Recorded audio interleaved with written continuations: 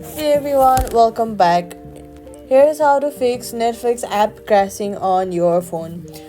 When Netflix keeps crashing, first check if your phone's storage is low.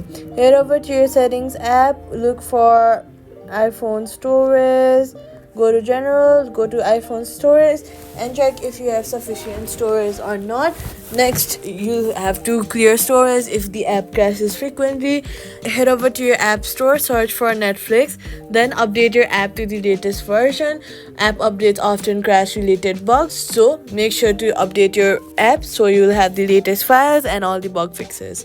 Now, if you're using Android, go to the app settings and clear the Netflix apps cache. This removes any corrupted temporary files without deleting your account. Also, make sure your phone's software is up to date. Older system versions may not fully support newer Netflix updates.